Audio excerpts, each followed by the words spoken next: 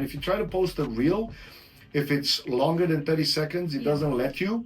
So what we do on your account is we take a screenshot of either the thumbnail or some of some part of the video, same caption, same name, and then the post URL, it's the actual post on Instagram. So it shows Google like you're legit, and you care about the customers because you post these updates is what they call it.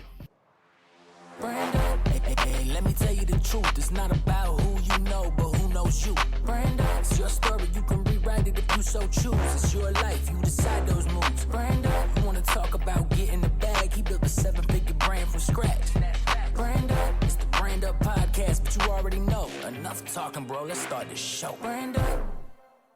So, now, just a little side note for you guys.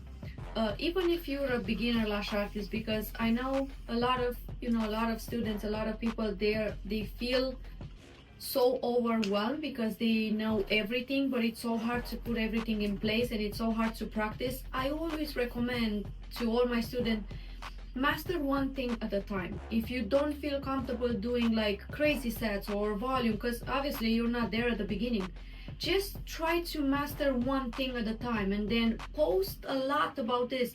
And I remember I always give her as an example to all my students. One of my students that she took the class a couple years ago, and you explain her everything about marketing, what to do after the class. She implemented everything that you everything I said, taught her, and I swear that she was posting for, I want to say, a year, everything about classic. But that classic was on top of everything. She mastered the classic and people knew her for classic. Natural sets, beautiful sets, nothing about volume. So you don't have to do everything at once. Just master one at a time. Once you feel comfortable with this, create a lot of videos, a lot of posts, put a lot of pictures, and that's how people are going to find you for that specific set, and then once you feel comfortable, go to the next. Second. Oh, that's a great because great way to look at you it. feel overwhelmed with everything at first. Yeah, and then I talk about this in another video that you asked me. It comes to a point where you'll have to outsource some of the stuff, right? Like maybe some of the editing. Maybe you pick a day. This was a question actually 2 weeks ago. You pick a day, you record 7 reels, right? And then you give it to someone to edit. Or you use, instead of editing the video manually, you pay for one of the apps that does captions, or even CapCut does some editing, automatic, but you pay the captions app. No, it's crazy. Like the amount, the type of editing, and the B-roll, and the music. Everything. And the effects, and you pay $20 a month. I mean, I know. And then you have videos for the rest of the week. If you create or if you want to take it a step further, you create a long form video, like it can be similar to a podcast like this, or cut. And then the same thing. You in CapCut, I think it's I forget the exact name of the setting, but it's creating shorts from a long form video.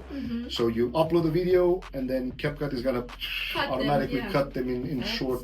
Amazing. In short video. I mean, before, I remember we used to pay so much money to someone. You had to listen the entire video, cut 60 seconds to make sense, right? Because not all of them make sense. Like you can just randomly cut in the middle of the sentence. But start with reels, because it's easier to digest. It's easier to record a 60-second video than it is to record a 10-minute video. Yeah. And my last question, how do you feel about, and that was the question that I had in the class,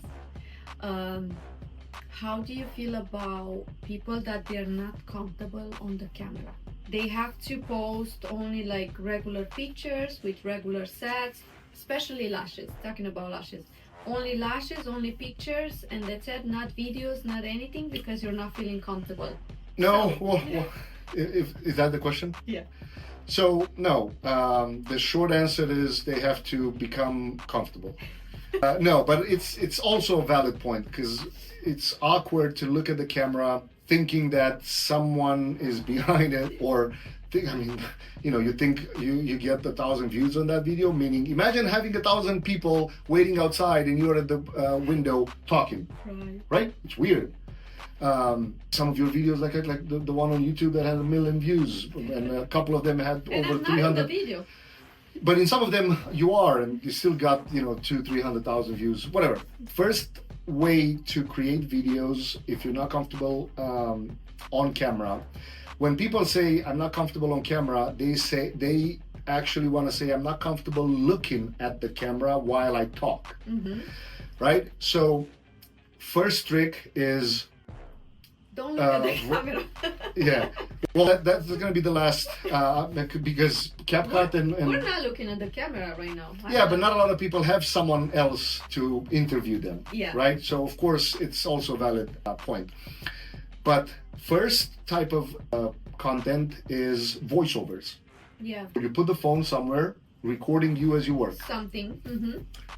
60 seconds, you put it on speed 1.7 or 2, depending what type of video it is. You can go on CapCut and find one of the templates, and you just the same video multiple times. You crop it in a couple things, and they match everything from the video to the music to the effects. They do it all, and then on top of that, you add The voiceover voice. if you feel it's necessary. That's one type of content. The second is it's still the same, but you don't add voiceovers. Those are more like cinematic style, right? Like CapCut. It's basically made by TikTok. It's owned by TikTok. I don't know if you knew that or not. So it's CapCut. The platform, the app, you can use it on your phone or you can use it on your laptop. Laptop has a lot more functionality, but phone is definitely good enough. So it's the same content. You still don't talk. You don't even have to look at the camera at all. So we have two types of videos already, right? It's just this. The second one is the one where you put voiceovers are not going to be cinematic, meaning there's no point to have effects like zoom in and zoom out and all kinds of, right? Because CapCut has a lot of templates like that, especially if you choose them for that style. But it can be 10-second, 20-second, 30-second videos. Second is the voiceover. You don't even need CapCut.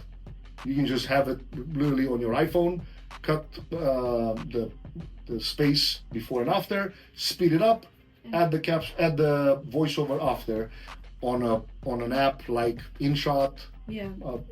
All of them. A lot of them are even free. Third type of content is now you go into talking head videos, which is you still talk, but you do not look at the camera.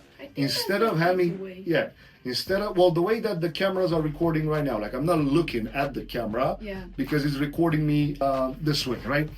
So talking head video would be me looking at the camera and then boom, boom, talking. But you slightly turn a little bit. It's almost like being interviewed. The camera records you from the side. You can look at the laptop and act like you're being interviewed.